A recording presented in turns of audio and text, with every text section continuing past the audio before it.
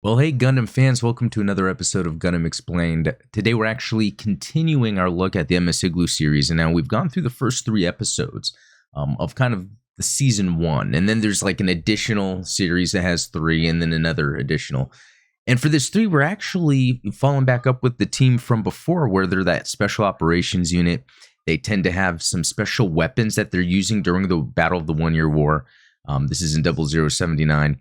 And we've noticed that every time that there's been a new weapon, experimental prototype weapon, or just a weapon that's not of any use anymore, brought in to fight, and this team has to operationalize it, usually the pilot of that weapon tends to die. And it's kind of sad on that front, but we get to see a lot of the world building within that time frame, especially around Zeon, since this is really focused around Zeon and everything. And in this episode, we're going to look at the MSM-07DI Zagok. So kind of cool that we're getting some Zagok action, and it's kind of a special variant version where it's kind of fitted onto some sort of weaponized space capsule in some sort of way. It allows it for atmospheric re-entry, and really the point of it is to be able to target and take out Salamis-class cruisers from the Earth Federation that are escaping from the Jaburo base on Earth. So it's just kind of an interesting another aspect to the war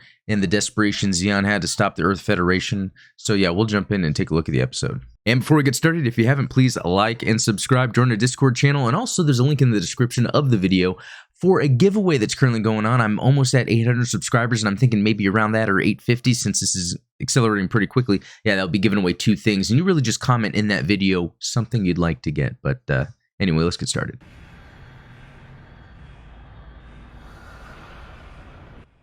You know, as the opening is great. We're seeing this experimental kind of variant of a Zagok. It's like attached to this reentry vehicle. And the shots in this opening are fantastic. It's really setting up what's going to be happening later on, but we see the main pilot in the Zagok as he's doing that reentry, seeing the ship, the transport ship that he came out of, being destroyed by a Salamis-class cruiser from the Earth Federation. And again, I love Gundam movie show openings, but this one, just not the type of music I'm into, can really rock out to or jam to. If anything, it does what it set out to do, which set the mood for this series, because this series is a little more depressing and sad, even though it has some good action and world building. Episode is called In the Skies of Jaburo, I Saw the Sea. There's kind of a few references here going on, because when we learn about the main pilot here, he kind of has a family history of maritime exploits and adventures. His grandfather, I guess, had hunted a shark and died trying to hunt a shark. The main pilot carries a little pendant on his neck of a arrow from a harpoon, potentially, that was used for that. All right, and for context, this takes place in 0079, December 3rd. So near the end of the 1 Year War, as we were getting to that from the previous episode. But this kind of gives context of the where they're at. Zeon is still just as desperate as they were before. They're really doing anything they can. And for this, what it is they're sending out this modified Zagok on this atmospheric reentry vehicle for the purpose of taking out Salamis-class cruisers as they're leaving Jaburo. Yeah, pretty cool shot here where they kind of stenciled in the little sawfish little decal onto the Zagok, kind of the signature for the pilot who we're going to meet here shortly. And interesting to see that the Jotunheim team has these number of Zagoks at their disposal that they're using. So I'm curious if Zeon made a whole lot, they weren't too useful, or maybe where most of the battles were taking place, the Zagok wasn't super required. Because if you think about Mobile Suit Gundam 0079, even Char had a Zagok custom that he used. And so maybe that's why they're fitting these on to this atmospheric reentry vehicle. Just because if anything, then it can land in the water and still be of some use. And there's a quick shot of it being attached. You can see the top half of the Zagok being attached to this atmospheric reentry vehicle. No legs or anything on it.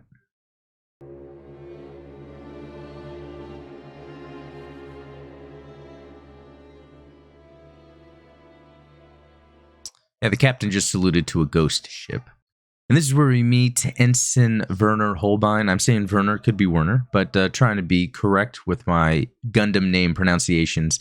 But we kind of meet this guy who's kind of a badass. You know, this is where he's kind of diving into the history about his family, kind of how he has this appreciation for the ocean, for combat as a Marine as well. And then you kind of hear him yelling, laughing because of the feeling of that free fall. You know, hitting the atmosphere and just falling in, letting the gravity pull down. It's just kind of funny, everyone's reaction.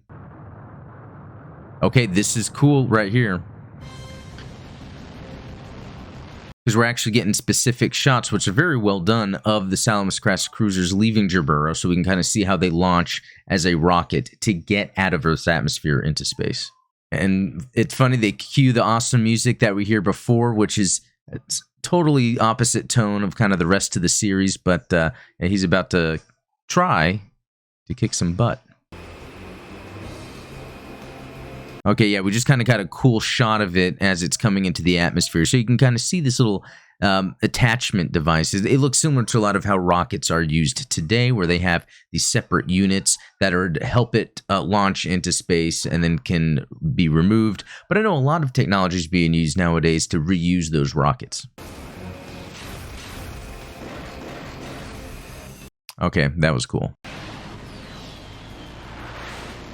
Really cool shot of the missiles. They kind of fired past the Salamis cruiser, but again, we're seeing this tension build up as these rockets or these cruisers are trying to escape Earth's atmosphere while under attack by that Xeon ship, or the Xeon weapon. Quick, we just saw that separation, so we can kind of see that Zagok unit with its, I guess, special fitting that's used when it's on that reentry vehicle. Kind of cool to see it being picked back up.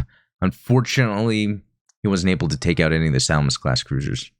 And one of the other crew members gets voluntold to join Ensign Werner on the next flight out, because he's going to go out again to attempt to see if they can destroy some other cruisers. And it's funny kind of just hearing them scream again as they're, you know, entering the atmosphere. Again, gravity pulling them down. It reminds me of when C-3PO was listening to Luke, Han, and Leia and Chewbacca kind of like yelling because they got the trash compactor to stop, and C-3PO thought they were all dying. Just kind of funny there. All right, so Salamis-class cruisers have just left from Jaburo up through the clouds, so they're going to try to enact the mission and get them destroyed. And then missiles are fired at the Zagok, which kind of delays their plan of attack, but luckily they're able to avoid getting hit. And you can see the Salamis-class cruisers just got too far out, but they did try launching, I guess, a bunch of missiles and just didn't quite make it. And pretty interesting that Lieutenant May was actually looking for Werner, and so he actually just turned on a monitor to see that he's just sleeping in his cockpit, and he kind of does a thumbs up or hands up, whatever, to indicate that he could tell he's being watched. But I guess what's going on here between the characters really is the fact that no one on the ship really likes the operation. By now, by this kind of fourth operation, they do know that when they have these kind of experimental things in place with these weapons and this technology, that they know that it's going to get someone killed. So there's just kind of this, little exchange with Lieutenant May over the intercom system to him. So just kind of a little interesting character building moment. It seems like there's an indication that the Federation is launching from Jaburo again in the Salamis-class cruisers. And then there's kind of the shot of the Jotunheim in frame, but then we see what looks like two Zudas from before flying by. So they still have got them in use, just hopefully they don't overdo the engines. And they're kind of showing the game plan of this the scattering beam cannon unit that's going to be used in this case. So it's got the Zagok with the attachment, but the reentry vehicle is this beam cannon unit now. And they're also saying that it shouldn't be firing for more than 5 seconds or it will explode. So again, just kind of another factor in what will then lead to the demise of the guest pilot that is operating the main weapon. we get to see some Zudas firing at some missiles coming by, so that's kind of a cool little shot. Cool shot across Jaburo of the Salamis class cruisers taking off. I just love ships like that. I love seeing more of the, the processes that have to occur in order to get this heavy machinery up into space. Cool shot. All right, and here we see it, the Zagok on its kind of new reentry attachment, but on this scatter gun. And it was supposed to fire, but then all of a sudden there's a white flash to him falling into the water, which they kind of like show at the beginning of this episode with his hands kind of reaching out. All right, here it is firing. That is cool.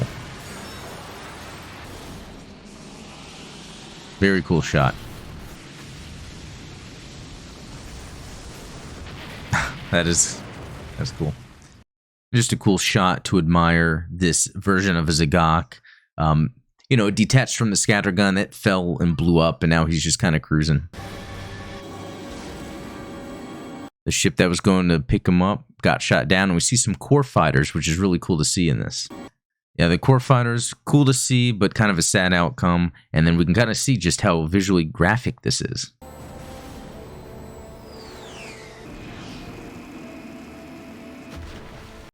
And we get to the end here. They weren't able to recover Werner from the ocean, and the crew kind of reflects on him, and they just kind of, think about some things he said about his grandfather, but really they're just trying to, leave good thoughts about him, because it is just another tragic ending where a pilot that's trying to help out Zeon just happens to get killed in action.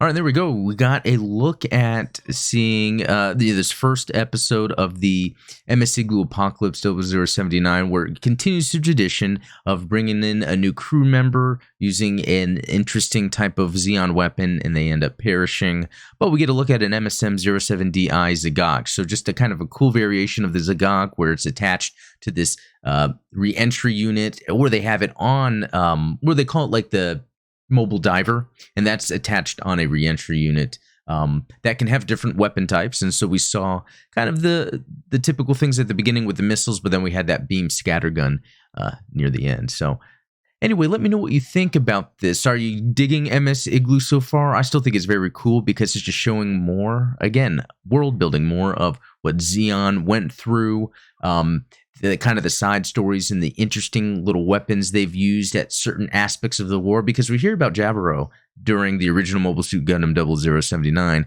but at this point we get to see it from another angle, from what a certain unit within the Zeon army was trying to do in order to stop the Federation, even at their most desperate time. Anyway, thanks for watching. Please like and subscribe. And you know what? Just thinking about this episode with the pilot talking about how he made a catch at the sea, the marine thing. One of our Discord users remembers Taco Beltray. That's kind of his thing. He's kind of a fisherman too, so it's kind of interesting where there's that kind of similar interest. So I think he'd dig that episode. So anyway, thanks for watching. We'll talk later.